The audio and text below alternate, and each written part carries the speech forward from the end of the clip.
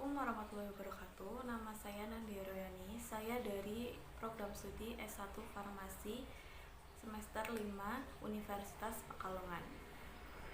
Dalam video ini saya akan mempresentasikan makalah yang telah saya buat yang berjudul Pendekatan Baru untuk Faktor Formulasi, Evaluasi, Efisiensi Tetes Mata Aceclofenac untuk faktor fisikokimia secara in vivo dan secara in vitro. Jadi ini adalah jurnal yang saya gunakan. Jurnal ini berjudul A Novel Approach to Formulation Factor of Aceclofenac Eye Drops Efficiency Evaluation based on Physicochemical Characteristic of in vitro and in vivo permeation. Jurnal ini dari King Saud University Saudi Pharmaceutical Journal.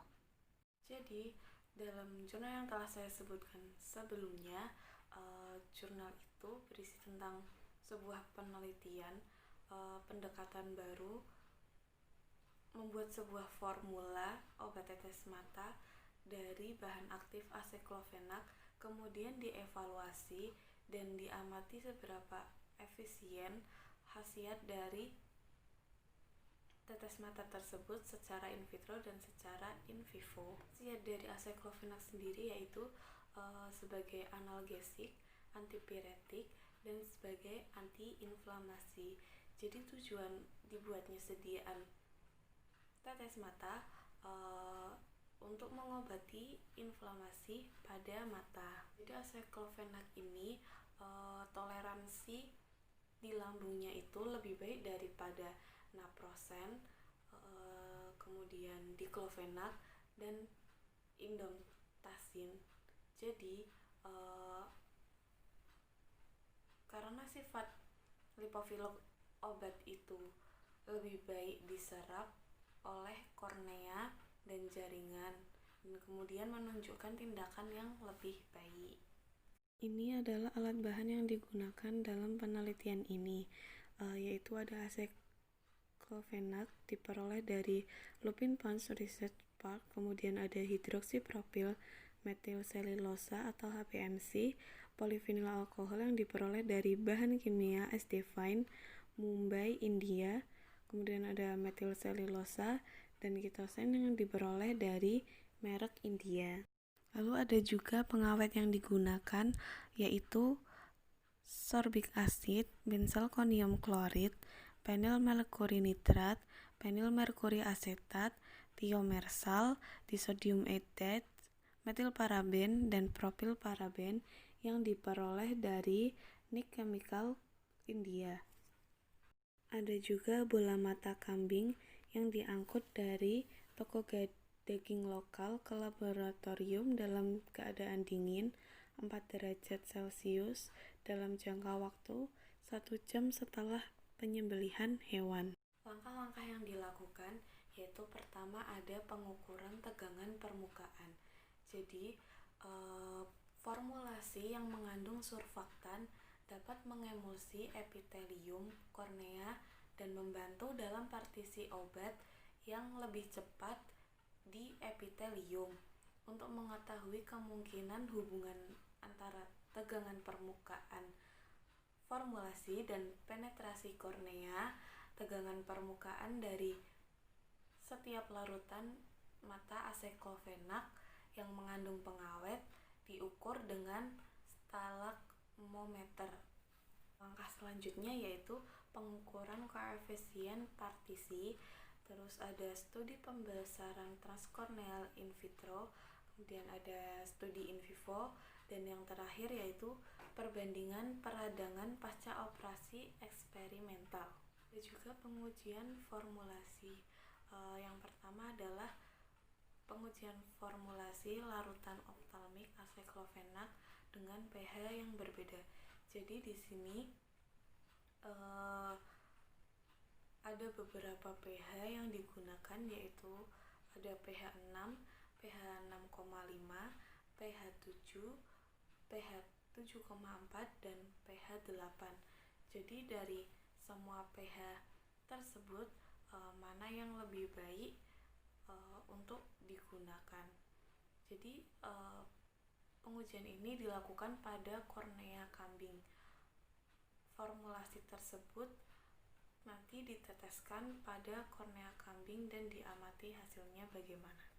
Ini adalah hasil dari pengujian pengaruh pH pada formulasi tetes mata aceclofenac pada kornea kambing. Formulasi aceclofenac dari pH 6 sampai 8 menghasilkan penurunan yang signifikan koefisien permeabilitas. Dari semua pH yang baik digunakan adalah pH 7. Lalu yang kedua, ada pengujian formulasi dengan bahan pengawet yang berbeda pada kornea kambing. Jadi di sini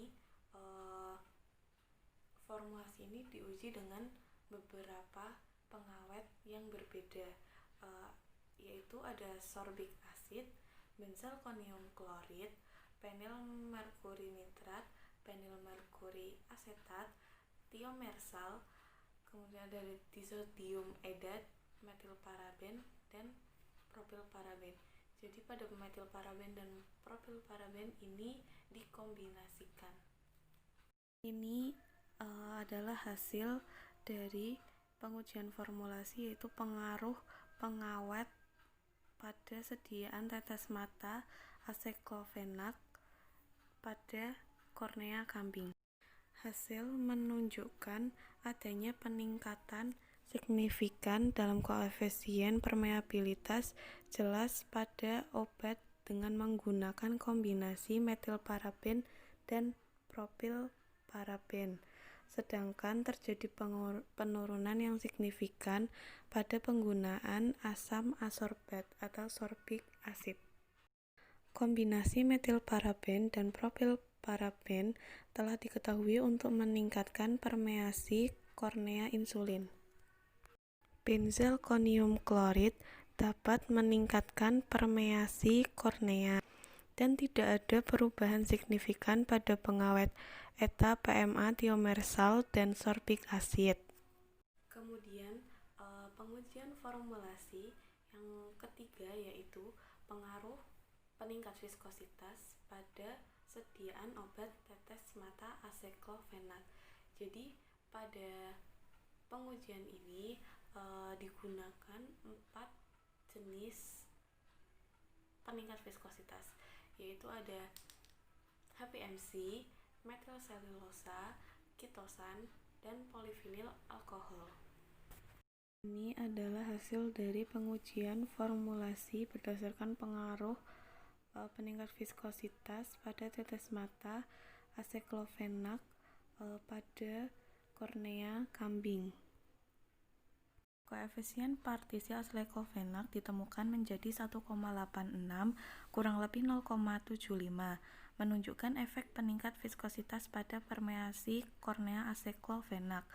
Hasil menunjukkan bahwa ada penurunan yang signifikan dalam permeabilitas semu koefisien dengan penggunaan metilselulosa dan polivinil alkohol sebagai viskositas enhancer, sementara penggunaan HPMC menunjukkan pengurangan yang paling sedikit koefisien permeabilitas nyata dibandingkan dengan normal kontrol.